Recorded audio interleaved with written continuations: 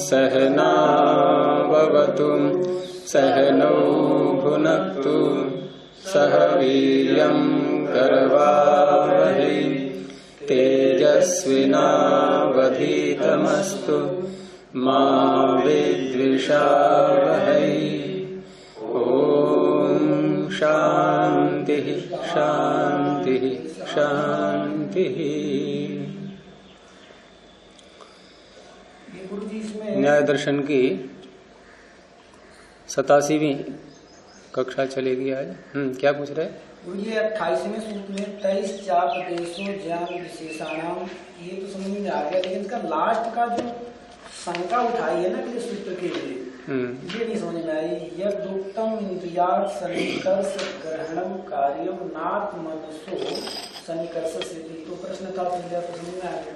ये आगे पर तस्मात् सुप्त व्यासक्त मनसाम इंद्रियार्थयो सन्निकर्षस्य ज्ञानम ज्ञान निमित्तत्वादिति, तो ये शंका नहीं समझ में उठाया है। यद उक्तम, ये जो कहा है ऐसा, यद उक्तम ये जो आपने कहा है, क्या कहा है? इंद्रियार्थों का, तो वो यहाँ पर वाक्य दोहरा दिया है कि इंद्रियार्थ सन्निकर्ष ग्रहणम कार्यम, कि इंद्रिय और अर्थ के सन्निकर्ष का ग्रहण करना चाहिए। इंद्रियार्थ सन्निकर्ष ग्रहणम कार्यम न आत्मनसो सन्निकर्ष सेति। पूर्व पक्षी कह रहा है यद उक्तम, ये जो आपने कहा था, किससे कह रहा है? ये सिद्धांति से। क्या कह रहा है? कि आपने ये कहा था कि इंद्रिय और अर्थ के सन्निकर्ष का ग्रहण करना चाहिए लक्षण वाले सूत्र में, और आत्मा और मन के सन्निकर्ष का ग्रहण नहीं करना चाहिए। तो ये जो आपने कहा था कस्मात, क्यों नहीं करना चाहिए, तो आपने हेतु भी दिया था उसमें। ये भी पूर्व पक्षी ही बोल रहा है। कस्मात शब्द भी पूर्व पक्षी ने ही बोला कि आपने, जो हमने पूछा क्यों नहीं ग्रहण करना चाहिए, तो आपने उत्तर दिया था कि सुप्त और व्यासक्त मन वाले जो व्यक्ति हैं उनका जो ज्ञान उत्पन्न होता है, तो वहां इंद्रिय और अर्थ के सन्निकर्ष की ही आवश्यकता होती है। यानी इंद्रिय और अर्थ का सन्निकर्ष वहां प्रधान रूप से रहता है, क्योंकि सुप्त व्यक्ति का आत्मा का मन के साथ सन्निकर्ष नहीं है। जब सो ही गया तो आत्मा का सन्निकर्ष है क्या मन के साथ में? मन का सन्निकर्ष है क्या इंद्रिय के साथ में? जो सोया हुआ है और बाहर से अचानक ध्वनि आई और ध्वनि का ज्ञान हुआ है, ये प्रत्यक्ष है। अच्छा समझ में आ गया। ये इंद्रियार्थयो सन्निकर्ष से ज्ञान निमित्त, जो ज्ञान का निमित्त इन दोनों व्यक्तियों को हुआ है, वो इंद्रिय अर्थ का ही सन्निकर्ष है।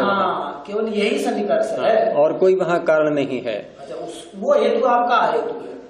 नहीं, ये तो बात कही ये पूर्व पक्षी ने कि आपने ऐसा उत्तर दिया था हमें। आपने उत्तर ये दिया था कि जो सुप्त और व्यासक्त व्यक्ति हैं उनको जो ज्ञान उत्पन्न होता है, उस ज्ञान में कारण केवल इंद्रिय और अर्थ का सन्निकर्ष है।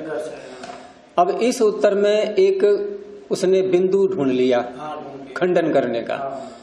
वो बिंदु ये ढूंढ लिया क्योंकि पीछे ये कहा गया था कि यदि हम मन को न माने बीच में, देखो यहाँ सुप्त व्यासक्त व्यक्ति जो सो रहा है और व्यासक्त है, उसमें आत्मा तक ज्ञान तो पहुंचा है, ये तो सिद्ध है, क्योंकि ज्ञान निमित्तत्वा, ज्ञान का निमित्त ज्ञान आत्मा को ही होता है।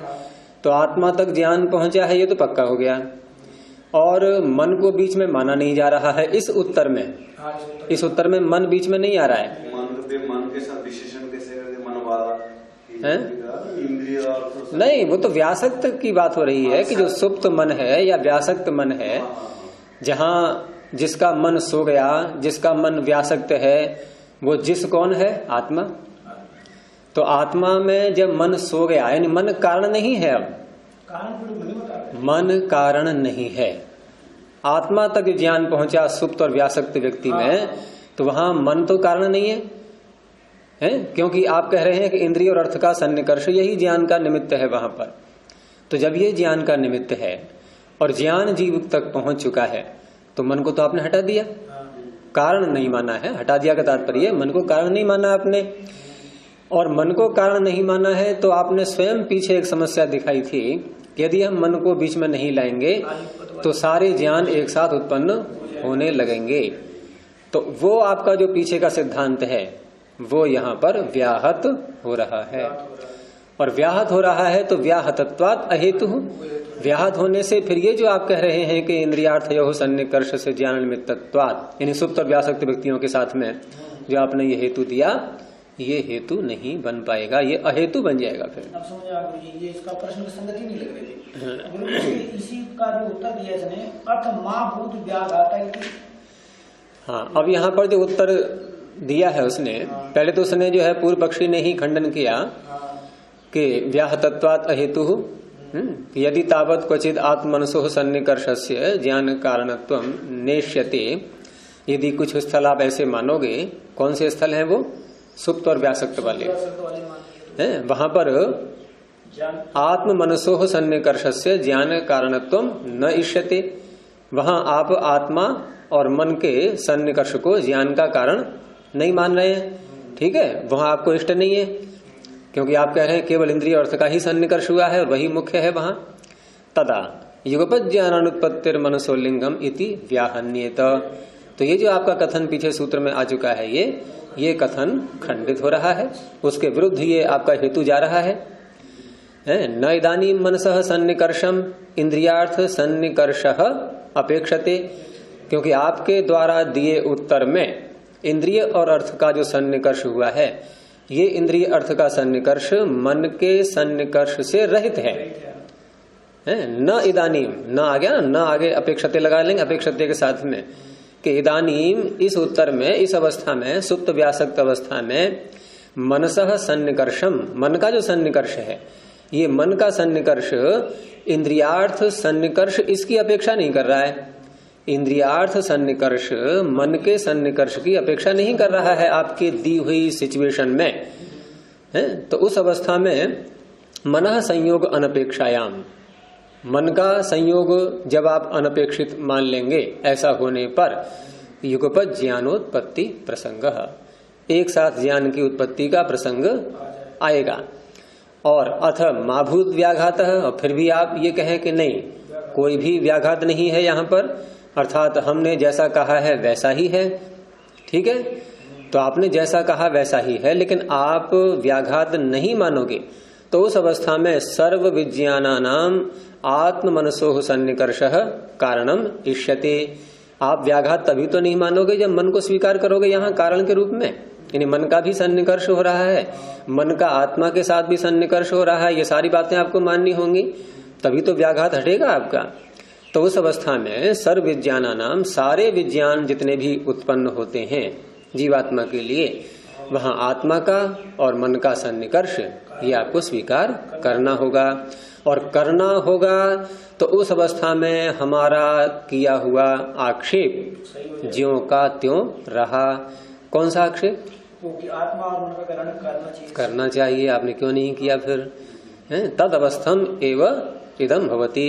इदम माने यह जो आक्षेप हमारा है वो ज्यों का त्यों रहा, फिर तद अवस्थम उसी अवस्था वाला रहा कि ज्ञान कारणत्वाद आत्म मनसोह सन्निकर्षस्य ग्रहणम कार्यम। नवीन समझ में आता है? नहीं तो समझ में आता है तो जो व्यक्ति जिसको समझ में आएगा शंका जरूर उठेगी। हमारी शंका उठती नहीं कोई, तो इसका अर्थ नहीं आता समझ में। अभी संगति में गुरुजी नहीं लगा पा रहा था, समझ में आने का अर्थ ही है शंका उठना। अब सुनने में बात की जरा विरोधी लग रहा है ये कि समझ में आ गया तो शंका क्यों उठेगी? शंका ही तभी उठती है। इसके मतलब मन के कारण मान लिया गया है, मन के कारण मान लिया गया नहीं। पूर्व पक्षी कह रहा है कि मन का सन्निकर्ष और आत्मा का सन्निकर्ष ये आपने क्यों नहीं कहा है? उसमें आपको कहना चाहिए वहां पर। तो ज्ञान कारण हो गया, किसका नाम है? इंद्रिय और अर्थों का। तो उसके आत्मा और मन को फिर स्वीकार करो उसको। हाँ, तो आत्मा मन जब स्वीकार हो रहे हैं, अब ग्रहण किया नहीं आपने प्रत्यक्ष के लक्षण में, यही तो आक्षेप चल रहा है, उसी का उत्तर सारा चल रहा है। आक्षेप तो यही था कि आपने ग्रहण किया क्यों नहीं फिर? तो वहां उसने अब जो अंत में उत्तर दे रहे हैं, ये अंतिम सूत्र है इस आक्षेप का। नार्थ विशेष प्राबल्यात, ये जो पूरा प्रकरण प्रारंभ हुआ था तो उसका ये अंतिम सूत्र चल रहा है अभी। अच्छा, इसमें खत्म हो जाएगा। हाँ, आगे शंका और तरह की चलेगी फिर।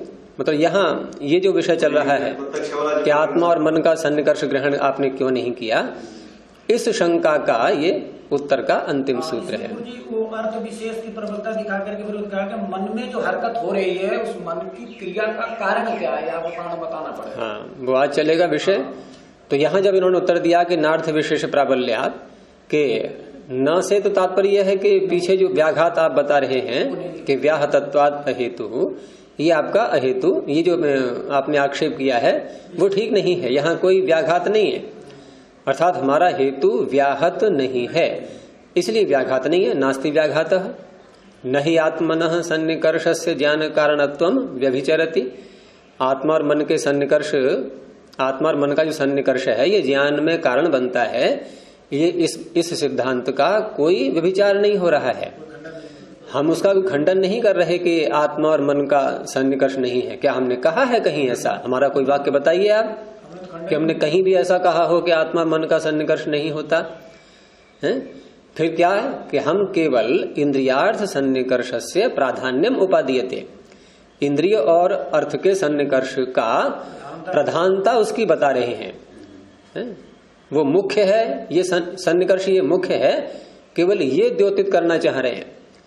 और उसमें कारण पीछे बताई दिए, उसी का दे रहे हैं कि अर्थ विशेष प्राबल्यादि, अर्थ ये जो अर्थ विशेष है इसकी प्रबलता से सुप्त व्यासक्त मनसाम ज्ञानोत्पत्ति ही एकदा भवति। यदि इंद्रियार्थ सन्निकर्ष प्रबल नहीं होता तो सुप्त व्यासक्त व्यक्ति के साथ में आप कैसे समाधान कर पाएंगे फिर? क्योंकि वहां आत्मा ने कोई प्रेरणा ही नहीं दी मन को, और मन बिना प्रेरणा के इंद्रियों से जुड़ेगा नहीं, और इंद्रियों से नहीं जुड़ेगा तो आपकी त्वचा, आपके श्रोत्र चाहे कितना ही अर्थ के साथ सन्निकर्ष करते रहे, ये काम क्यों? क्योंकि इनका तार बीच में टूट गया। मन के साथ जो तार जुड़ रहा था वो तार तो कट चुका है सुप्त और व्यासक्त की अवस्था में। जब वो तार कट गया तो ये जो करंट आया बाहर से अर्थ का, ध्वनि और स्पर्श, ध्वनि स्पर्श रूपी जो करंट आया, ये करंट इंद्रिय में ही तो रहा, फिर आगे तो बढ़ेगा नहीं, आगे कनेक्शन कट चुका है। उधर मन का और आत्मा का भी कट चुका है, दो जगह विच्छेद हुआ है, दो जगह तार कटे हैं। अच्छा, इंद्रिय और अर्थ से कट गया, इंद्रिय का और मन का कटा, मन का और आत्मा का भी कटा, दोनों का कट गया। लेकिन ज्ञान हो रहा है फिर भी, इसको कोई नकार नहीं सकता। कोई कहेगा कि नहीं नहीं कोई नहीं उठता है ऐसे, कितना ही देते रहो आवाज है, कितना ही हिलाओ कोई नहीं उठेगा ऐसे, ये कोई कह नहीं सकता, क्योंकि ये प्रत्यक्ष सिद्ध है। और प्रत्यक्ष जो सिद्ध बात हो जाती है उसको तो आधार बनाना ही पड़ता है, उसको नहीं हटा सकते आप। तो ज्ञान की उत्पत्ति हो रही है, अब हो रही है तो फिर यहाँ प्रारंभ ज्ञान का कहाँ से हुआ? तो प्रारंभ यहीं से तो हुआ था कि सीधा अर्थ इंद्रिय से टकराया, इन इंद्रिय अर्थ का सन्निकर्ष हुआ है, प्रारंभ यहां से हुआ है। पीछे से प्रारंभ नहीं हुआ है कि आत्मा ने मन को किया है प्रेरित और मन इंद्रिय के साथ जुड़ा है, यहां से प्रारंभ नहीं हुआ, प्रारंभ बाहर से हुआ है। और जहां से प्रारंभ होता है मुख्य केंद्र बिंदु वही तो है हुआ, तो इसलिए अर्थ विशेष की प्रबलता है यहाँ। और अचानक हो जाता है एकदा का अर्थ यहाँ पर सहसा, एक बार का, एकदा का अर्थ एक बार मतलब लेना कि एक बार तो उठ गया था, उठाया था हमने, अब कभी उठता ही नहीं जिंदगी में ये ऐसा अर्थ नहीं, एक साथ, एक अस्मिन काले, एक अस्मिन काले एकदा कैसे बनेगा?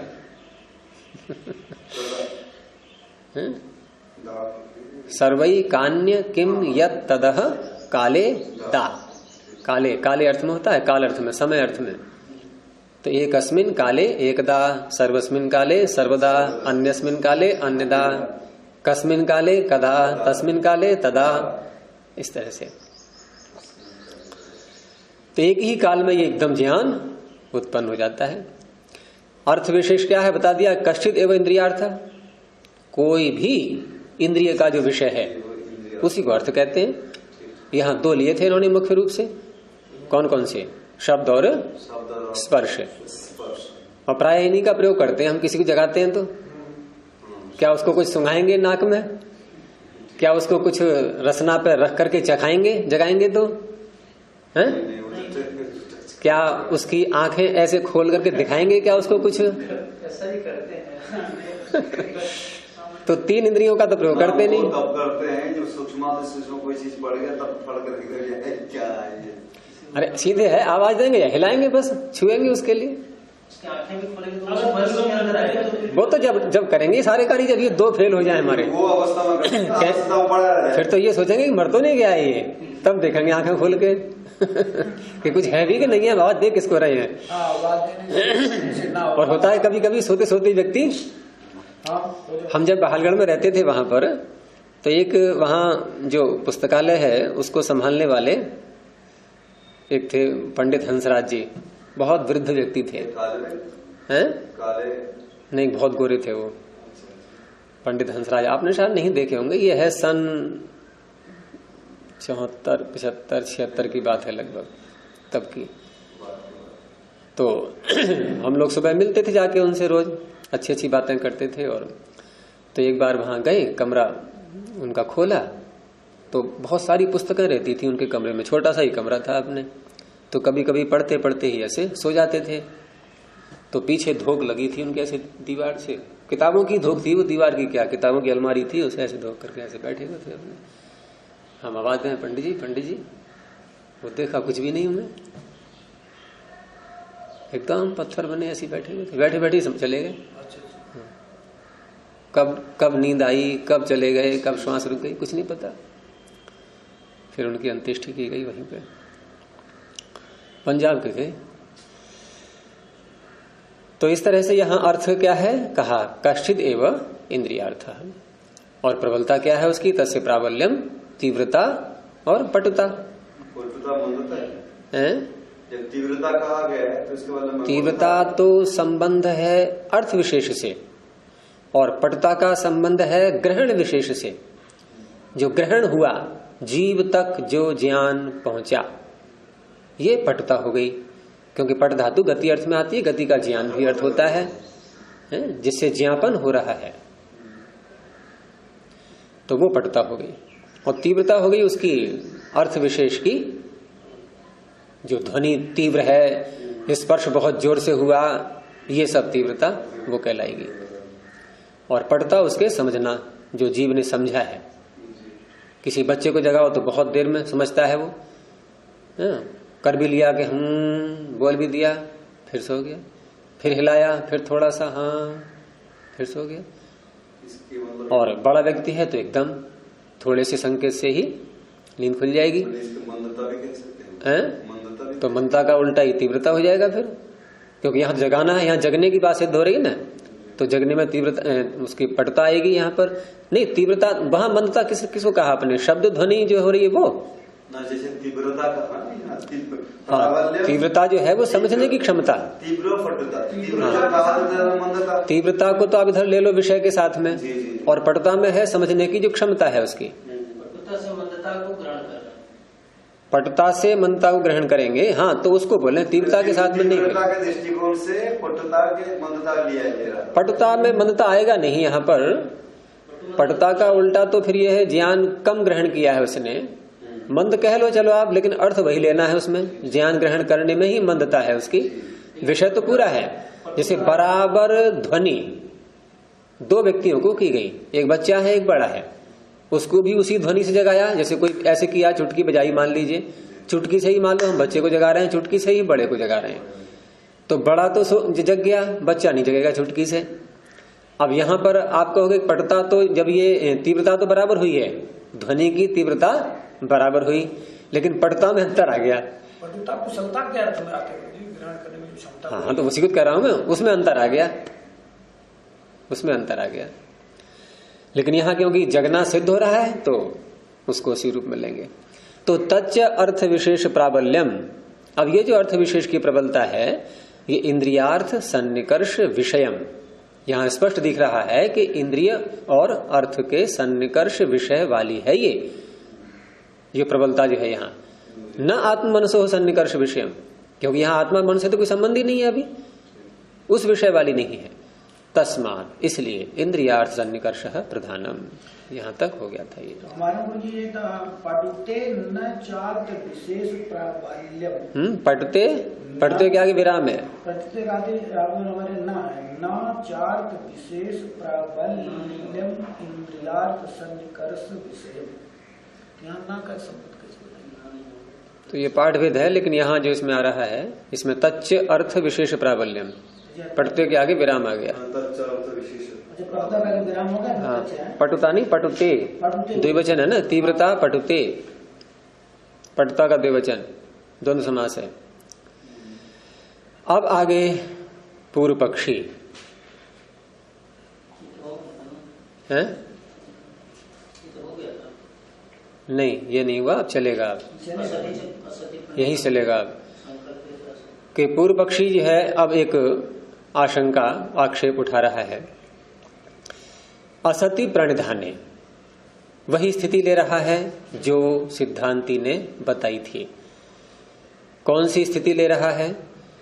सिद्धांती ने सुप्त का भी दो प्रकार से वर्णन किया था, व्यासक्त का भी दो प्रकार से किया था।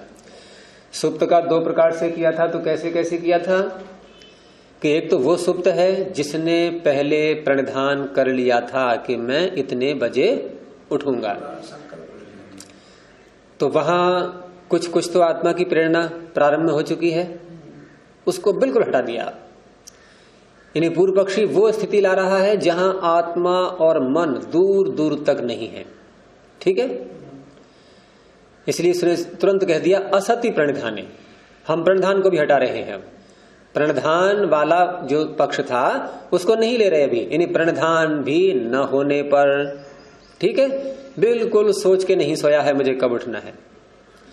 और संकल्पे च असति, ये उसमें है व्यासक्त वाले में। ये प्रणिधान में गुरुजी जो अर्थ लिया है, सोने वाले अर्थ किस ढंग से लिया है? पीछे का पाठ आपने नहीं देखा, इसका मतलब है पीछे आ चुका है। ये प्रणिधान करता है व्यक्ति, मुझे इतने बजे उठना है, ये है प्रणिधान, निश्चय। प्रणिधान का मतलब यहाँ निश्चय कि मुझे इतने बजे उठना है, लेकिन यहाँ उसने प्रणिधान नहीं किया है, यहाँ बिल्कुल सो गया है बिना निश्चय किए कि मुझे कब उठना है। जैसे कहते हैं ना कि ऐसे सो गया जैसे घोड़े बेच के सो जाते हैं, कोई चिंता नहीं, कब नींद खुलेगी जब खुलेगी तब देखा जाएगा, बस सो गया। और संकल्पे च असति, ये व्यासक्त वाले के साथ घटेगा कि व्यक्ति अपने विषय में किसी में तल्लीन है और उस तल्लीनता करने से पहले, खेल खेलने में जाने से पहले उसने कोई ऐसा निश्चय नहीं किया था कि मुझे इतने बजे ये कार्य भी करना है,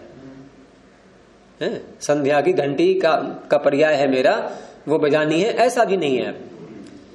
बिल्कुल निश्चिंत होकर के खेलने पहुंच गया या अन्य किसी कार्य में लग गया।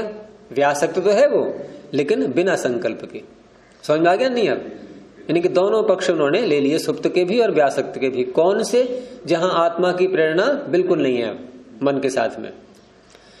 तो असति प्रणिधाने संकल्पे च असति, दोनों बातें हो गई। और सुप्त व्यासक्त मनसाम, अब यहां पर यथाक्रम से घटा लीजिए आप। कौन सा सूत्र लगेगा? यथासंख्यम अनुदेशः समानाम, वही नियम काम कर रहा है नहीं। सुप्त के साथ क्या घटेगा? असति प्रणिधाने। व्यासक्त के साथ क्या घटेगा? संकल्पे च असति, क्रम से। तो सुप्त व्यासक्त मनसाम यद इंद्रियार्थ सन्निकर्षाद उत्पद्यते, यहां इन दोनों प्रकार के व्यक्तियों में इंद्रिय और अर्थ के सन्निकर्ष से यद उत्पद्यते ज्ञानम, यद को इधर ले आइए, यद उत्पद्यते ज्ञानम, जो ज्ञान उत्पन्न हुआ। हुआ तो है, हुआ तो है, इसमें तो न पूर्व पक्षी को शंका है न ही सिद्धांति को, दोनों को स्वीकार है। ज्ञान तो हुआ, जगा तो दिया हमने किसी को, और व्यासक्त वाले को भी उसका ध्यान वहां से हटा दिया। करे सुन भाई, तुझे ये भी कार्य करना है, भूल गया क्या? उसका भी ध्यान हमने हटा दिया वहां से। व्यासक्त वाले को भी आवाज दे करके उसके अपने जिस कार्य में व्यासक्त था वहां से हटा दिया, तो ज्ञान उत्पन्न हो गया नहीं उसको भी। उसको याद दिलाई किसी और कार्य की, या कोई और विषय में उसको लगाया कि चलो अब ये काम करते हैं, बहुत खेल लिए, हटो यहां से। अब मतलब याद नहीं दिला रहे, लेकिन कार्यांतर करना है, दूसरा कार्य करवाना है, तो वहां से हटा दिया उसको, तो ज्ञान तो उत्पन्न हुआ है, ये तो निश्चित है। तत्र, ये ध्यान रखना, पूर्व पक्षी कह रहा है, तो तत्र उस ज्ञान में मनः संयोग अपि कारणम। ठीक है, अब देखो एक बात पूर्व पक्षी ने स्वीकार की है कि ज्ञान उत्पन्न हुआ है, तो ज्ञान उत्पन्न होने की प्रक्रिया क्या रहेगी? फिर इंद्रिय अर्थ का सन्निकर्ष हुआ, फिर क्या होगा? मन का भी होगा, फिर आत्मा का भी होगा। लेकिन आत्मा तो नंबर 2 पे आ रहा है अभी। पहला का क्या काम होगा? पहला मन जुड़ेगा इंद्रिय के साथ में, ठीक है ना? प्रारंभ यहीं से तो होगा। जब ज्ञान सूचना अंदर को आगे बढ़ेगी तो प्रारंभ यहीं से होगा कि इंद्रियार्थ सन्निकर्ष जो हो चुका है, वहां से सूचना आई इंद्रिय में, तो वो मन के साथ मन जुड़ेगा, तभी तो मन पकड़ेगा उसको। नहीं, यहाँ जो बाहर से जो ज्ञान आया सुप्त व्यासक्त व्यक्ति के साथ में, बाहर इंद्रिय अर्थ का जो सन्निकर्ष हुआ है, ये जीवात्मा तक कैसे पहुंचेगा? बीच में मन तो क्या प्रक्रिया होगी उसकी? उसके पहले मन सक्रिय होगा या नहीं, बस वहीं पर रहना है अभी। आत्मा को छोड़ दो अभी आप। मन तो सक्रिय होगा, मन सक्रिय होगा तभी तो आत्मा तक बात पहुंचेगी बाद में। पहले इंद्रिय से जुड़ेगा वो। भाई मन सक्रिय हुआ, लेकिन सक्रिय होकर क्या किया उसने? सीधा आत्मा से जुड़ गया? नहीं, पहले विषय पकड़ेगा। इंद्रिय ने जो विषय दिया है, भाई कर्मचारी बाहर से अधिकारी के पास आया तो कोई विषय लेकर के ही तो आएगा कि पहुंच गया वहां पे, और पूछ रहा अधिकारी भाई क्यों आए, कि बस पे ऐसे ही आ गया भाई वहीं। अरे कोई सूचना लेकर के आया भाई बाहर से कुछ भी। तो यहाँ आत्मा तक जो सूचना पहुंची है, तो मन पहले इंद्रिय से ग्रहण करेगा, और इंद्रिय से ग्रहण करने के लिए मन को सक्रिय होना होगा। ठीक है, अब बस यही सारा प्रश्न है, और ये प्रश्न आपकी समझ में आ जाएगा ढंग से, तभी उत्तर आएगा समझ में। तो मनः संयोग अपि कारणम, मन का संयोग तो कारण मान रहा है ये पूर्व पक्षी, लेकिन मन का संयोग कारण मानते हुए जो समस्या आ रही है सामने, वो ये आ रही है कि मन में क्रिया कैसे हो गई। बस यही मुख्य केंद्र बिंदु है आक्षेप का, कि मन में क्रिया कैसे हो गई। मनसी क्रिया कारणत्वम वाच्यम, मन में क्रिया का कारण आपको बताना पड़ेगा, क्योंकि यहां कोई भी ऐसा कारण नहीं दिखाई दे रहा है। इंद्रिय तो जड़ है, वो तो मन से कुछ कहेगी नहीं, ठीक है ना भाई? ठीक है, इंद्रिय के साथ अर्थ जुड़ गया, अब आगे बढ़ा ही नहीं वो। जैसे मैंने कहा ना, तार बीच में कट गया तो बिजली वहां तक तो आ गई, अब वहां तक बिजली आ गई, ठीक है, बस वहीं तक रहेगी, अब वो आगे नहीं बढ़ेगी, अब वो तो खत्म होगी वहीं पे। तो क्या इसका उत्तर हो सकता है? क्यों संदेश? सिद्धांति बनकर उत्तर दे दो। आत्मा के साथ कनेक्टेड मन है, इसलिए उसमें चेतन। आत्मा के साथ क्या कनेक्टेड है? मन अगर मान लीजिए, देखो ध्यान रखना, आप सुप्त और व्यासक्त की बात कर रहे हैं आप, और सुप्त व्यासक्त अवस्था में कोई कनेक्शन नहीं है। आत्मा के बाहर से ज्ञान आने के सारे कपाट बंद है इस समय, सब दरवाजों पर ताला लगा हुआ है, बिल्कुल बेफिक्र होके सो रहा है, कोई चिंता नहीं है। और सोना है क्या? सोना यही तो है कि आत्मा के ज्ञान ग्रहण करने की प्रक्रिया इस समय रुकी हुई है, इसी का नाम सोना है। सोना और कुछ भी नहीं। लोग शंका करते हैं ना कि शरीर सोता है कि जीवात्मा सोता है, कौन सोता है? किसको माना जाए? अरे शरीर जड़ है, जड़ में क्या सोना और क्या जगना, ये व्यवहार जो शरीर में घट नहीं पाएंगे। और आत्मा है चेतन, फिर वहां भी समस्या आती है कि चेतन कैसे सो जाएगा? चेतन तो चेतन ही है, फिर नाम चेतन कैसे रहेगा उसका? चेतन का अर्थ क्या होता है? चेतना से परिपूर्ण है। और चेतना विद्यमान और सो रहा है, ये विरोधी शब्द आ रहे हैं सामने कि चेतना भी है और सो भी रहा है। तो तात्पर्य वही है कि ज्ञान ग्रहण करने का जो कार्य उसका चल रहा था उपकरणों के द्वारा, बस वो रुक गया है। वह इसी का नाम है सोना, और कुछ नहीं इसके अतिरिक्त। इसी को हम सोना बोलते हैं। तो इस तरह से यहां मन में कारण, मन में जो क्रिया हुई है उसका कारण क्या है? अब उत्तर देते हैं। ये सिद्धांति का आगे कथन है। आत्मा को ये स्वीकार करवाना चाहते हैं। आत्मा का ग्रहण होना चाहिए। नहीं, आत्मा का ग्रहण तो बाद में उठेगा, पहले मन को सक्रिय करें।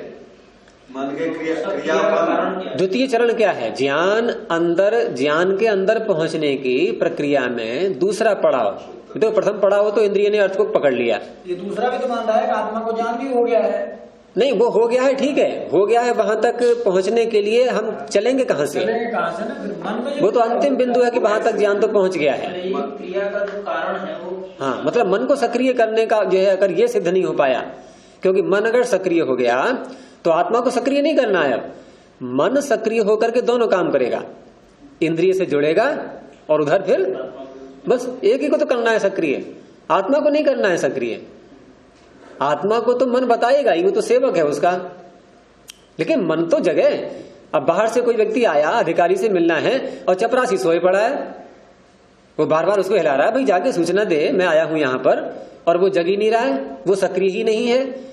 जो गेट कीपर है वो सक्रिय नहीं है, तो बाहर का व्यक्ति बाहर खड़ा रहेगा, अधिकारी अंदर निश्चिंत बैठा रहेगा, यही तो काम होगा।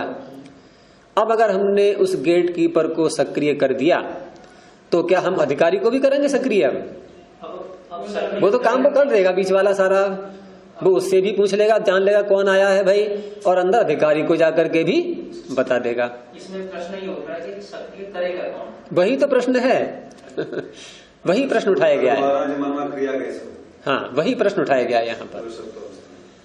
तो अब सिद्धांती उत्तर दे रहा है कि यथैव ज्ञातुः खलु अयम इच्छा जनितः प्रग्रह, कि जिस प्रकार से कह करके वो स्थिति ले रहे हैं जहां आत्मा मन को करता है प्रेरित, पहले अंदर से जो चलती है प्रक्रिया, मन इंद्रियों से जुड़ता है, इंद्रियां विषय ग्रहण करती हैं, उस अवस्था को लेकर के जैसे वहां होता है उस तरह से दिखा रहे हैं कि यथैव ज्ञातुः कौन है?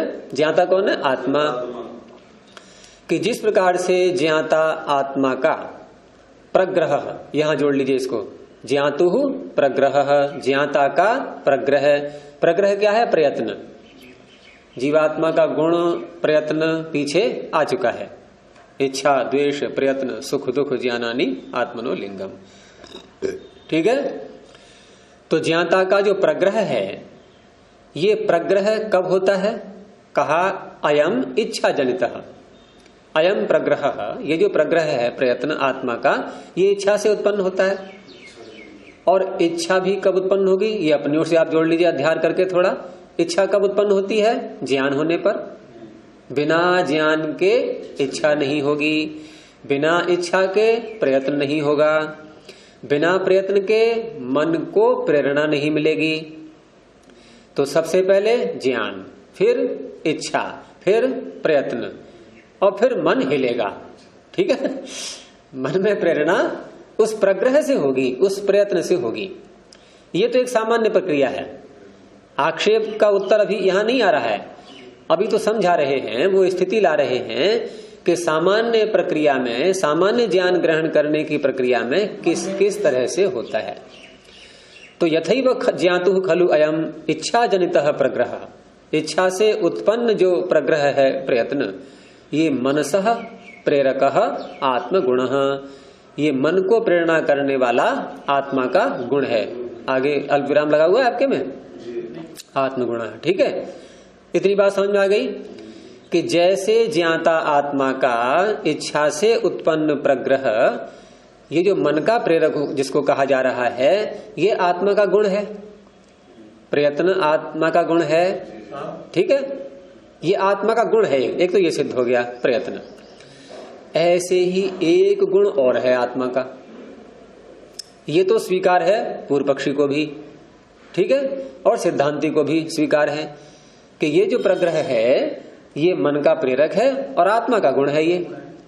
अच्छा, एवं इसी प्रकार से आत्मनि, आत्मा में गुणांतरम, एक और गुण है, गुणांतरम अंतर गुण, दूसरा गुण। ये तो समझ में आ ही रहा है, अंतर शब्द बोलते हैं ना जब किसी और बात को कहना हो, देश देशांतर, द्वीप द्वीपांतर है। तो ऐसे ही यहां पर गुणांतर, भिन्न गुण, एक भिन्न गुण और है आत्मा में। और ये गुणांतर शब्द इन्होंने खोला नहीं है, लेकिन गुणांतर का अर्थ है यहां पर कर्माशय। ये कर्माशय बहुत मुख्य यहां माना जा रहा है। ये सिद्धांती जिस सिद्धांत को यहां बताने जा रहा है, ये सर्वमान्य सिद्धांत है और अत्यंत महत्वपूर्ण है। बिना इसके हमारा जीवन चलेगा ही नहीं। गुरुजी वहा लगा है गुणांतर, क्या लगा है? वहा से कर्म से लिया गया। वहां से क्यों लेंगे? ये तो सारा योग दर्शन इसी पर टिका हुआ है। ये तो शब्द प्रमाण से भी अन्य ऋषियों ने भी अनुभव किया। ये तो सब प्रत्यक्ष के ही विषय हैं, ये कोई ऊहा नहीं है यहाँ पर, और इसको कोई सिद्ध नहीं कर रहे हैं, ये सिद्ध हुई बात को बता रहे हैं। जो सिद्ध है पहले से, जिसको सब स्वीकार करते चले आ रहे हैं, बस दिखाना यह है कि देखो, हम जिसको समझ नहीं पा रहे थे कि मन में क्रिया कैसे होती है, ये सारे कार्य संपन्न कैसे होते हैं, तो उसमें कौन ऐसी भूमिका निभा रहा है जो प्रत्यक्ष देखने में नहीं आता लेकिन सब कुछ संपन्न हो रहा है। तो वो गुणांतर है कर्माशय। और कैसा है ये? देखो, एक बात और यहां पर निकल रही है कि जैसे योग दर्शन में कर्माशय का आधार किसको माना है? चित्त को। संस्कार बताए हैं वहां। संस्कार दो प्रकार के, कौन कौन से? धर्माधर्म रूप और वासना रूप। और दोनों प्रकार के संस्कारों का आधार चित्त अर्थात मन, और उन्हीं दोनों संस्कारों में से एक संस्कार है कर्माशय। कौन सा? वासना रूप या धर्माधर्म रूप? संस्कार जो है धर्म कर्माशय कौन सा है इनमें? मैंने दो नाम बोले, वासना रूप संस्कार, धर्माधर्म रूप संस्कार। ये धर्माधर्म रूप है। धर्म अधर्म, पाप पुण्य, इसे बोलते हैं कर्माशय। वासना रूप संस्कार को कर्माशय नहीं बोलते। हाँ, अकेला संस्कार शब्द बोलना होता है कभी, तो व्यवहार में संस्कार शब्द वासना के लिए आ सकता है, लेकिन लोग में कहीं कहीं संस्कार कर्माशय को ही बोल देते हैं। कि किसी के साथ कोई घटना घटी तो कि भाई इसके संस्कार ही ऐसे रहे होंगे, तो वहां कर्माशय अर्थ ही निकलता है उससे। लेकिन हमें दोनों को अलग अलग समझना है। कर्माशय का तात्पर्य पाप और पुण्य का, कर्मों का समूह, ये कर्माशय है, वही गुणांतर है। तो कहने का तात्पर्य योग दर्शन में चित्त को आधार बनाया उसका, और यहां क्या कह रहे हैं? आत्मनि कहा है, यहाँ मनसी तो नहीं कहा ना। ये गुणांतर कहाँ है? आत्मा में। तो वात्स्यायन मुनि संस्कारों का आधार आत्मा को मानते हैं, और व्यास जी या पतंजलि चित्त को, मन को मानते हैं।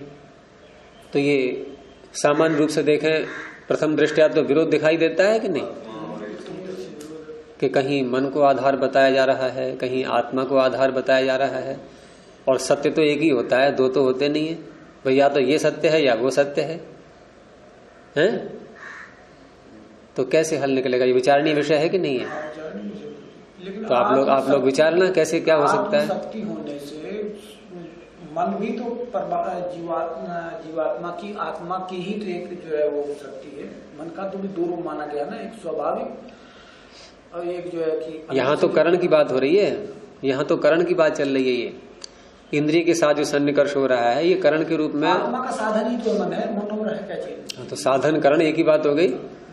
शक्ति को साधन नहीं कहेंगे, शक्ति है तो साधन नहीं है, वो तो वही हो गई, फिर उसका स्वरूप हो गया शक्ति। शक्ति तो शक्तिमान का स्वरूप होती है, ठीक साधन है। उसको साधन के रूप में नहीं ले सकते।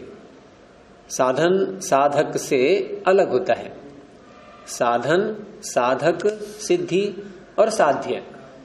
साधक, साधन, साध्य, सिद्धि, ये चारों अलग अलग हैं, और शक्ति उसका स्वरूप होती है। तो शक्ति के रूप में लेंगे वो तो स्वरूप हो गया उसका। लेकिन ये जो दो प्रकार के विषय आ रहे हैं सामने, कि पतंजलि कुछ और कह रहे हैं और यहाँ कुछ और है, तो इससे ये भी निकलता है कि वास्तविकता इन दोनों को मिला करके कुछ और जाकर के बनेगी। क्योंकि कर्माशय है क्या? आप कर्माशय की थोड़ी विवेचना करें भाई, पुण्य अपुण्य, पुण्य पाप और पुण्य, ठीक है। तो एक शब्द को ले लो, किसी ने पाप किया कोई, चलो पाप का उदाहरण भी ले लो भाई, किसी ने किसी के साथ छल कपट किया या हत्या कर दी, हत्या को ले लो, किसी ने किसी की हत्या कर दी। हत्या करने में क्या हुआ? क्रिया हुई, एक क्रिया हुई, और क्रिया का धर्म क्या होता है? क्रिया उत्पन्न होकर के नष्ट हो जाती है, तो वो तो खत्म हो गई बात।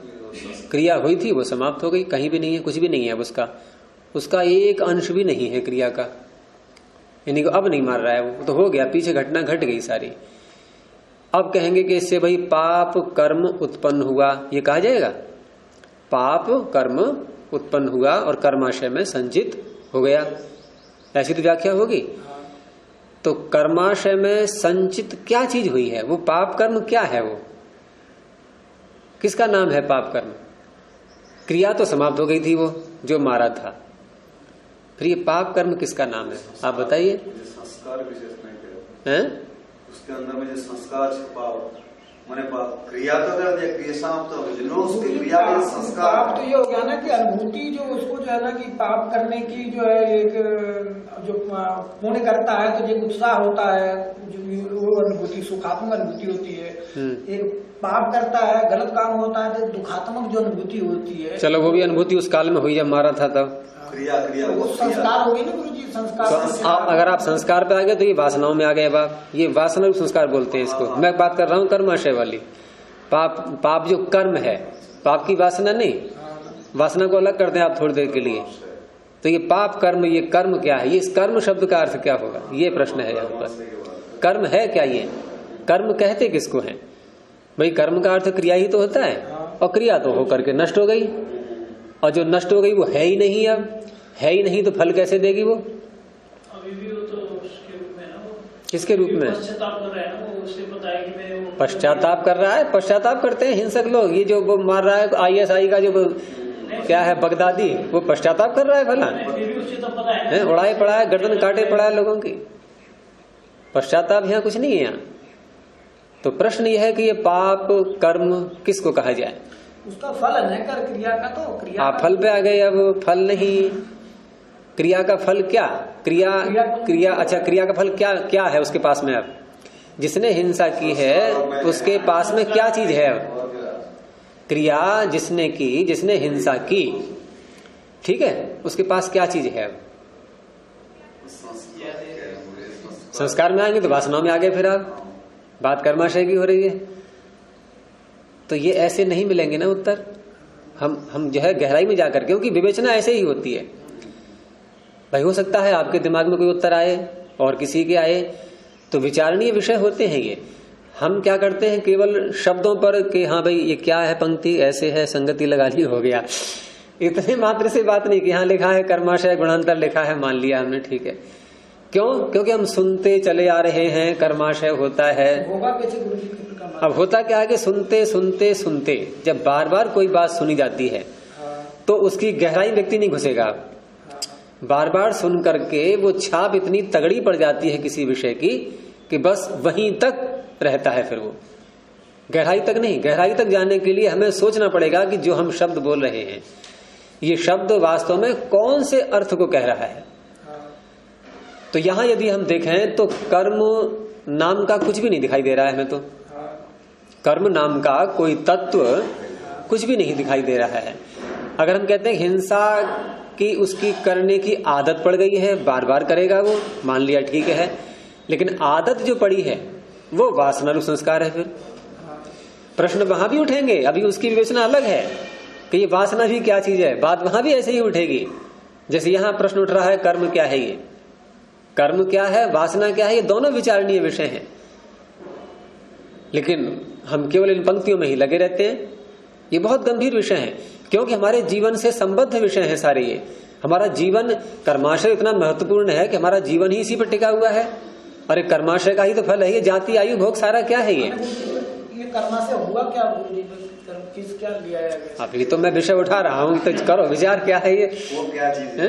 यही तो बात है भाई। विषय उठे तो पहले एक ज्वलंत समस्या तो कोई सामने आए, तब तो निराकरण के लिए उपाय भी किया जाए उसका। वैसे इसको ऐसे मान सकते हैं सर जी कि कैसे? क्रिया तो नष्ट हो गई, लेकिन वो क्रिया ज्ञानात्मक रूप में ईश्वर में बना हुआ हो अथवा हमारे आत्मा में, ये अथवा शब्द क्यों लगाया?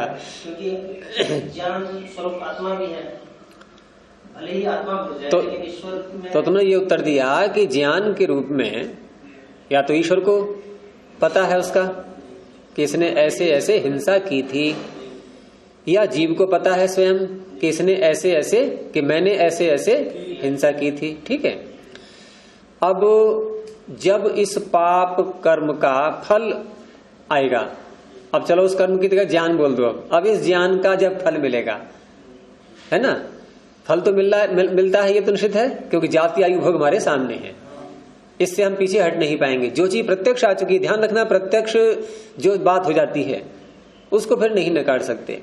तो जाति आयु भोग जो हमारे सामने विद्यमान है, ये बता रहे हैं कि कर्म का फल तो हमें मिला है।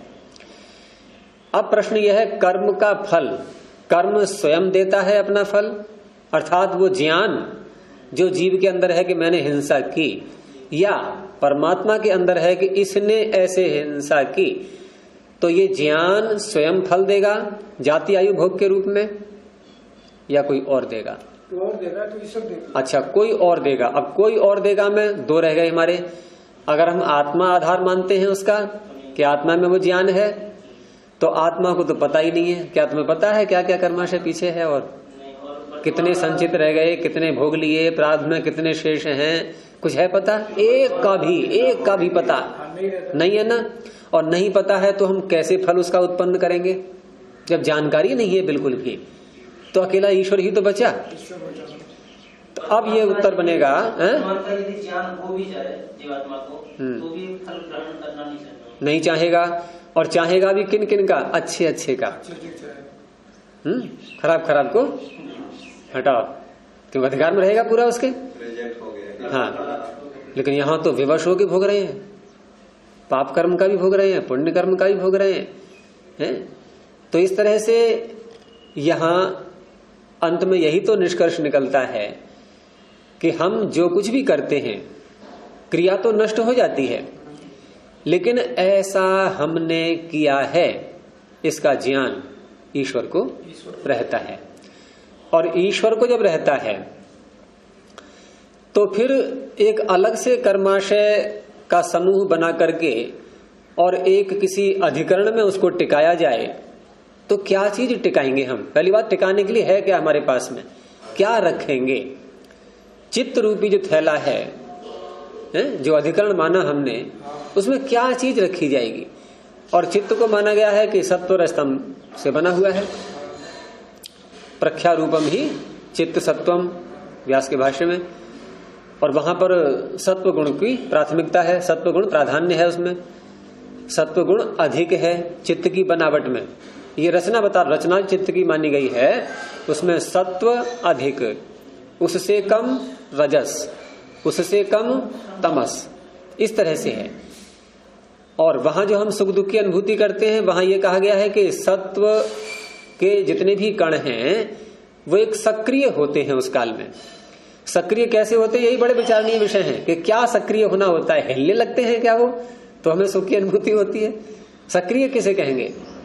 रज के सक्रिय होते हैं तो दुख की अनुभूति होती है, तमस के सक्रिय होते हैं तो मूढ़ अवस्था हमारी बनती है, मोह उत्पन्न होता है, मोह का अनुभव होता है। लेकिन ये सक्रिय होना ये अलग विषय है विचारणी, एक एक विषय बहुत गंभीरता से विचार करने के लिए है ये। लेकिन यहाँ हमारी बात चल रही है कि जिस कर्माशय को अभी हमने स्वीकार किया कि सारे कर्मों का ज्ञान परमात्मा को होता है, इस बात को कोई नकार नहीं सकता, क्योंकि फल देने वाला वही है। न्यायाधीश के सामने अगर सारे विषय न लाए जाएं तो वो लेखनी से कोई निर्णय लिख पाएगा? वो कहेगा पहले मुझे बताओ तो क्या विषय है, तब निर्णय करूं मैं।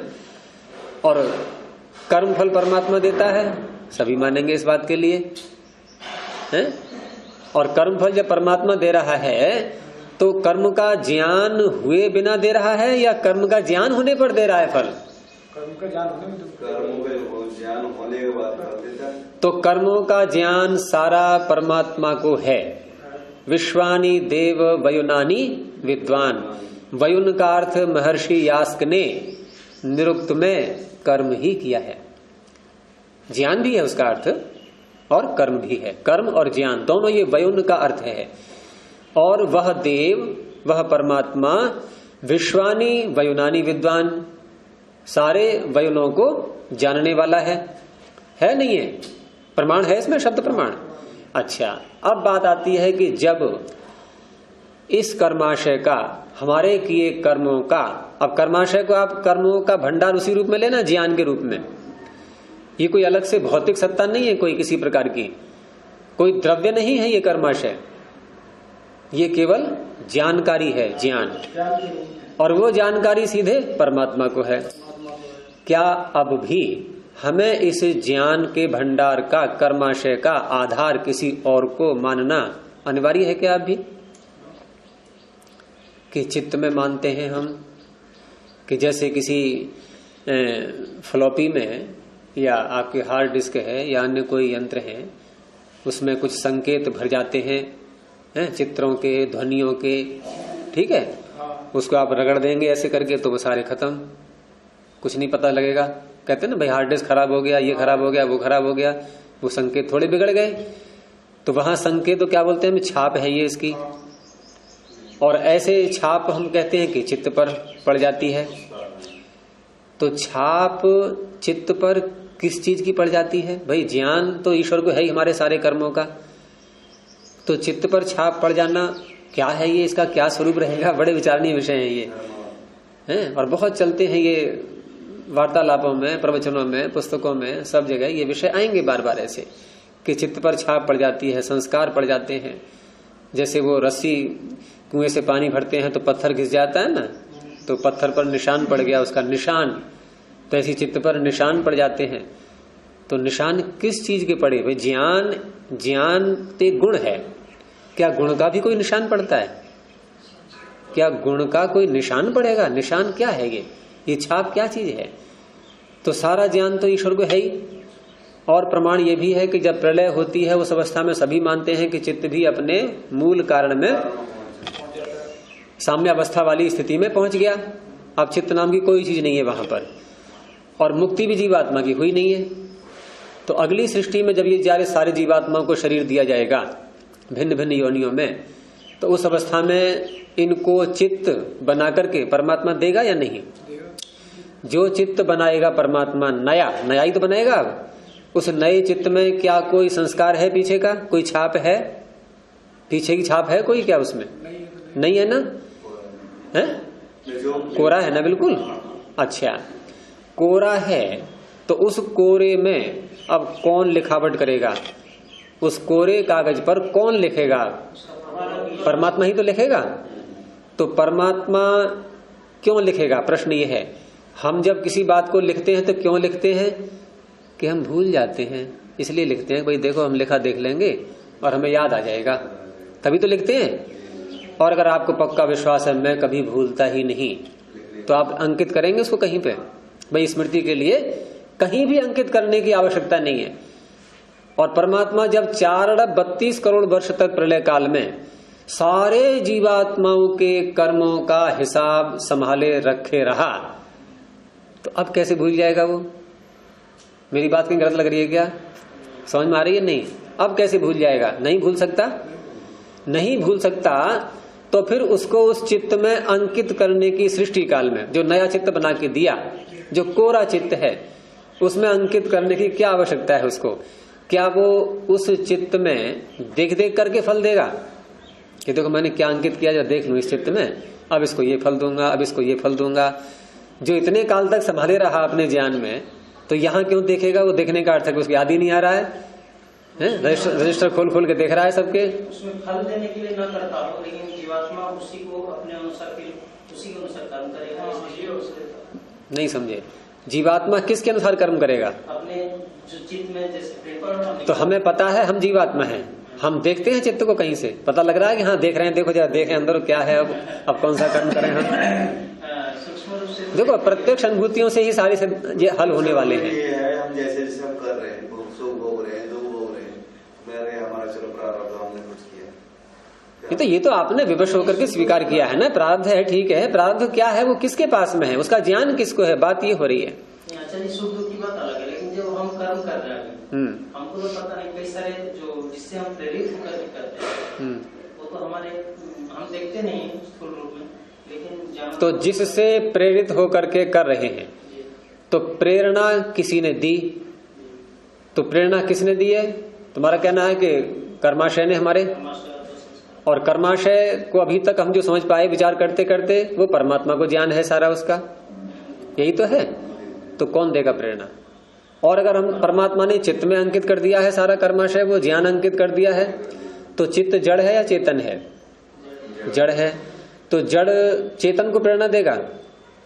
चित्त कहेगा जीवात्मा से बार बार कि देख अब ये कर, तो अब ये कर, अब ये कर, क्योंकि मेरे में ये लिखा हुआ है सारा। तो हम ये भी तो नहीं कह सकते ईश्वर प्रेरित करता है ऐसा। क्यों नहीं कह सकते? नहीं, क्यों नहीं कह सकते? कर्माशय की जहां बात आएगी, देखो ईश्वर ने दो प्रकार की व्यवस्थाएं करता है ईश्वर। एक तो जीवात्मा को कर्म करने में स्वतंत्र छोड़ा हुआ है उसने, तो स्वतंत्रता का भी विघात नहीं करेगा, और जो पीछे कर चुका है उसका फल भी उसको देना है समय समय पर।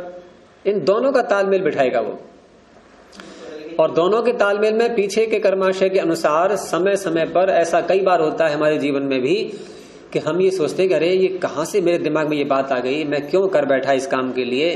कभी तो हम उससे हानि उठा लेते हैं, कभी लाभ भी हो जाता है। अचानक कोई ऐसी बुद्धि बन जाती है, ज्ञान बन जाता है, उस कार्य को हमने कर लिया और अचानक उसका लाभ हो गया या हानि हो गई। उसमें दो रहते ना, चाहिए आपके नेत्र कुछ और संकेत दे रहे हैं।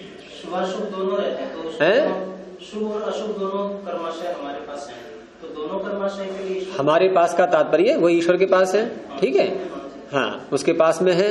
फिर उसको हम ईश्वर ही दोनों में प्रेरित करें, ऐसा तो नहीं करते। दोनों में मतलब एक में करेगा प्रेरित, शुभ वाले में, अशुभ में नहीं करेगा। अशुभ में अशुभ का फल कैसे मिलेगा फिर हमें? नहीं, फल तो ईश्वर दे सकता है। तो फल देना क्या होता है? ये फल कैसे देगा? फल देने की प्रक्रिया क्या होगी? अरे हमारी बुद्धि को बदलेगा? नहीं बदलेगा कि हम गलत कार्य कोई कर बैठे हैं, गलत निर्णय ले लें, कर्म में प्रेरित करेगा, अशुभ कर्मों में नहीं। ये तुम स्वतंत्रता पे आ गए, स्वतंत्रता वाली बात नहीं, फल वाली बात हो रही है। कर्म करने की स्वतंत्रता की प्रेरणा और प्रकार की होती है उसकी, भय शंका लज्जा और निर्भयता, उत्साह, प्रसन्नता, ये अलग है उसके तरीके। यहां बात हो रही है फल की। फल के रूप में जो हमें कुछ मिलना है, साधन या साधनों के द्वारा मिलने वाले सुख और दुख, उनकी बात हो रही है। तो इस तरह से भाई मेरा झुकाव तो यही है कि सारा ज्ञान ईश्वर को हमारे कर्मों का सदा रहता है। ईश्वर को बिना माने समाधान नहीं होगा किसी को।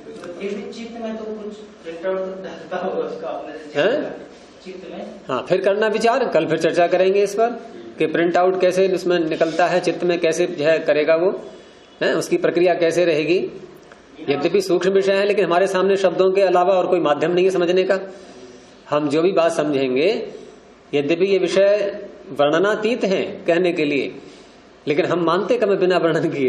लेकिन गुरु जी, अगर ये जो चीजें हैं जैसे कह रहे हैं, इनकी बात में है कि हम जब अंतःकरण के 4 भाग करते हैं, जिसमें चित्त है, चित्त तो हम कोश ही कहते हैं, संग्रहित कोश, तो फिर चित्त की उपयोगिता क्या रहेगी अगर सारा काम परमात्मा डायरेक्टली करता रहे? वो विषय अलग है। देखो पहली बात तो यह है कि जो हमारा विषय था अभी का, हम उसके समाधान तक पहले पहुंचे, उसके बाद फिर अगला विषय लें, फिर अगला विषय लें, फिर अगला विषय लें। लेकिन पहले एक विषय का तो निश्चय कर लें कि वास्तव में हमारे किए का ज्ञान किसको रहता है? ईश्वर को रहता है। निश्चित जब निश्चित बात है ईश्वर को रहता है, तो फिर अब आगे के विषय बाद में आएंगे। फिर ये कि फिर ये क्या चीज है, ये चित्त क्या है, ये मन क्या है, ये सब बाद में। इनका रोल क्या होगा, कि उसकी इनकी सार्थकता क्या है? तो इनकी चर्चा फिर कभी करेंगे। अभी थोड़ी पंक्ति और देख लेते हैं ये कि यहां तक इन्होंने स्वीकार किया कि एवं आत्मनि गुणांतरम सर्वस्य साधकम, और ये गुणांतर, ये कर्माशय कितना प्रबल है, कितना महत्वपूर्ण है, उसके लिए शब्द आगे दे रहे हैं सर्वस्य साधकम, ये सबका साधक है। अब सब में क्या बचा? हमारे जीवन की प्रत्येक गतिविधि, चाहे वो नए कर्म करने की है, चाहे पीछे के भोगने की है, सर्वस्य साधकम, ये सबका साधक है। देखो हमारा शरीर मिला, हमें इंद्रियां मिली, हमें परिवार मिला, हमें साधन मिले, बुद्धि मिली, सारी चीजें जितनी भी हैं ये सब किसका परिणाम है? इसी का तो है, कर्माशय का परिणाम सब। तो ये सबका साधक है, सर्वस्य साधकम। और ये बनता कैसे है? ये गुणांतर, ये कर्माशय कैसे बनता है? तो अपनी ही सूत्रों के द्वारा विषय जो पीछे कहा गया है उसी को दोहरा रहे हैं कि प्रवृत्ति दोष जनितम अस्ति। ये किससे जनित है? प्रवृत्ति से और दोष से। लेकिन क्या था सूत्र पीछे? वो तो फल की बात थी, यहाँ कर्माशय की बात हो रही है ना? तो संगति कैसे करेंगे कि ठीक है प्रवृत्ति और दोष से। यहाँ प्रवृत्ति और दोष को भी कैसे मिलाते हैं आपस में? पीछे हम लोग अर्थ कर चुके हैं इन सूत्रों का। दोष पूर्ण प्रवृत्ति, ध्यान आ गया? यही तो अर्थ किया था मैंने, दोष पूर्ण प्रवृत्ति। अब आप और को हटा दो, पहले दोष फिर प्रवृत्ति, और दोनों को मिलाएंगे तो दोष पूर्वक दोष पूर्ण प्रवृत्ति, उससे उत्पन्न। तो उससे उत्पन्न फल को कहा गया, ठीक है, लेकिन उससे बीच में भी तो कुछ है, वही कर्माशय है। कर्माशय से फल है, फिर सत्यमूले तद विपाको जात्यायुर्भोगा है। तो वहां कर्माशय ये बीच में आ गया, फल तो बाद में आएगा। तो इसलिए प्रवृत्ति दोष जनितम इतना ही कहा। अब इसको फल को मत लेना, आप फल तो कर्माशय का बनेगा बाद में। तो ये कर्माशय, ये गुणांतर प्रवृत्ति और दोष से उत्पन्न है। ये न प्रेरितम मनः इंद्रियण संबध्यते, ये दिया उत्तर कि जिसके द्वारा प्रेरित होकर के ये मन है, क्रिया सक्रिय होकर के ये मन इंद्रिय से जुड़ता है। अब कर रहे हैं समाधान नहीं कि ये जो प्रश्न उठा था कि मन में क्रिया कैसे हो गई वहां सुप्त और व्यासक्त व्यक्ति के साथ में, तो ये मन में प्रेरणा हुई, मन में हलचल हुई कर्माशय से। अब यहां भी प्रश्न उठेंगे अगर हम थोड़ा और गहराई में जाएंगे कि कर्माशय जड़ है या चेतन? कोई कह सकता है चेतन है? तो जड़ प्रेरणा दे सकता है किसी को, लेकिन आत्मा है ना, गुणांतर कहते नहीं। तो गुणांतर तो कर्माशय हो गया, और उसी को कह रहे हैं कि ये न प्रेरितम, जिसके द्वारा, ये न किसको कह रहा है? गुणांतरेण, आत्मा नहीं छू रहा है अभी ये न प्रेरितम मनः इंद्रियण संबध्यते। तो इस तरह से ये शब्द हमें कहां तक पहुंचा रहे हैं? ठीक है, वहां तक हम पहुंच जाएं, लेकिन उसके आगे हमारा रास्ता बंद थोड़ी है सोचने के लिए। ऋषि हमारे रास्ते को बंद नहीं कर रहे, नहीं तो ऊहा और तर्क ये किस काम आएंगे? ये ऊहा और तर्क जो है, महर्षि यास्क ने यहां तक कहा था जब उनसे प्रश्न किया गया कि हे ऋषिवर, आप जो ज्ञान हमें दे रहे हैं आगे चल करके आप भी नहीं मिलेंगे ज्ञान देने के लिए, ये ऋषियों का भी लोप होने लगेगा। उस काल में हम कौन से ऋषि से ये सब सारे ज्ञान प्राप्त कर पाएंगे, किसको साधन के रूप में अपना पाएंगे? तो क्या उत्तर दिया यास्क ने कि तर्कम ऋषिम प्रायच्छन, तर्क रूपी ऋषि जो परमात्मा ने हमें दिया है, ये ऋषि की भूमिका निभाएगा। तो वो ऋषि हमारे साथ हमेशा है। तो तर्क और ऊहा करने के लिए हम सर्वदा स्वतंत्र हैं। ये ठीक है, पंक्ति जहां तक पहुंचा रही है वहां तक उनकी बात समझ ली जाए। हम आक्षेप नहीं कर रहे कोई बादशाह पर या गौतम जी पर, क्योंकि ये व्यावहारिक शास्त्र है ये, और व्यावहारिक शास्त्र व्यवहार में हमारे साथ जो जो कुछ अनुभव करते हैं, जो घट रहा है, केवल उसको बता रहे हैं। अधिक गहराई में जाना है तो ठीक है, फिर वहां तो आवृत्त चक्षु होना पड़ेगा आवृत्त चक्षु होकर के अब जो आपको उपलब्धि हो रही है वो ठीक है, वो सबको होनी है, वहां पहुंचो। लेकिन वहां तक ये पहुंचा रहे हैं। तो शब्दों की एक क्षमता होती है, एक सीमा होती है, एक बेबसी है इनकी भी शब्दों की, जहां आगे जाकर के शब्द भी हाथ खड़े कर देते हैं, भाई देखो आगे हम नहीं बता पाएंगे, अब बस यहीं तक हमारी क्षमता है। तो वहां तक तो पहले पकड़ लें, हम तो वहां तक भी नहीं पकड़ पाते कि ऋषि कह क्या रहे हैं, ये पंक्तियां हमसे कह क्या रही हैं। पहले इतने को तो समझ लें, आगे तो ठीक है, आगे खुला हुआ है हमारा रास्ता। तो ये न प्रेरितम मनः इंद्रियण संबद्धते, जिससे प्रेरित होकर के मन इंद्रिय से जुड़ गया, ठीक है। अब तेन ही अप्रेर्यमाणे, यदि ये कर्माशय गुणांतर ये यदि प्रेरित न कर रहा होता, अप्रेर्यमाणे मनसी, प्रेरित न हुए मन के होने पर क्या होगा? फिर संयोग का अभाव रहेगा। किसके साथ? इंद्रिय के साथ। संयोगा अभावात, संयोग के अभाव होने से ज्ञान अनुत्पत्तौ, ज्ञान की उत्पत्ति न होने पर, फिर ज्ञान की उत्पत्ति होगी नहीं, जीवात्मा तक ज्ञान पहुंचेगा ही नहीं। और ज्ञान की उत्पत्ति न होने पर सर्वार्थता अस्य, किसकी? यही गुणांतर की, कर्माशय की। कर्माशय की जो सर्वार्थता है, जो पीछे कहा था सर्वस्य साधकम, ये सर्वार्थता इसकी निवर्तते, समाप्त हो जाएगी। जबकि चाहिए है, क्यों?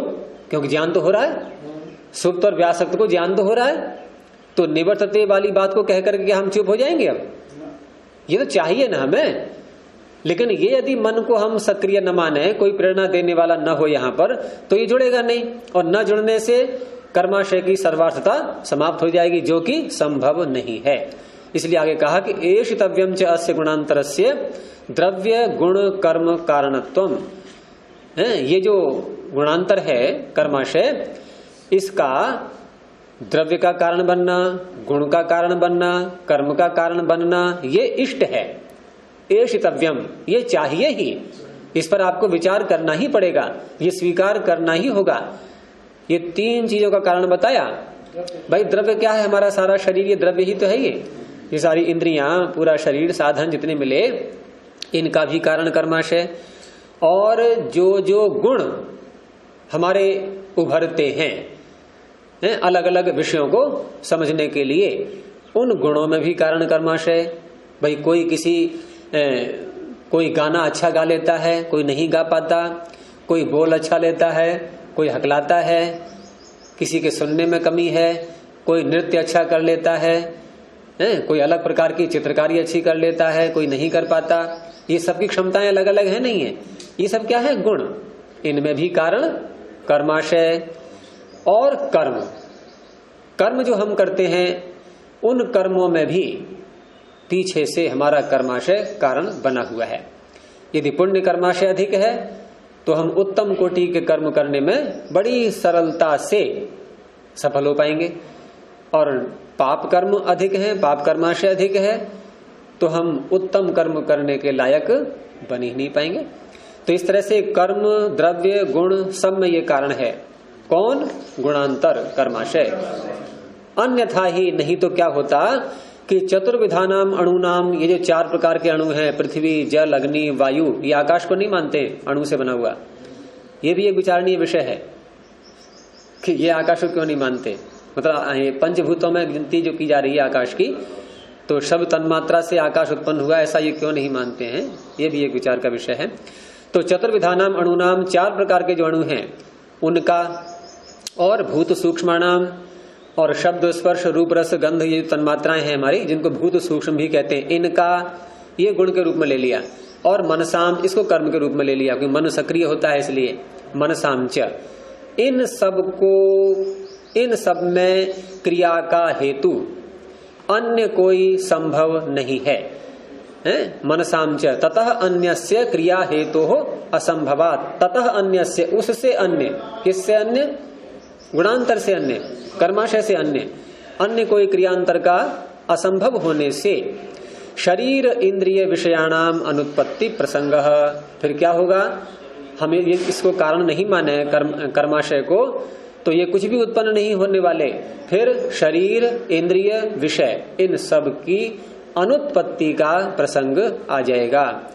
इसलिए अनिवार्य रूप से कर्माशय मानना ही होगा। अभी इसको यहीं रोकते हैं, कल फिर चर्चा करेंगे। प्रणव जी। ओ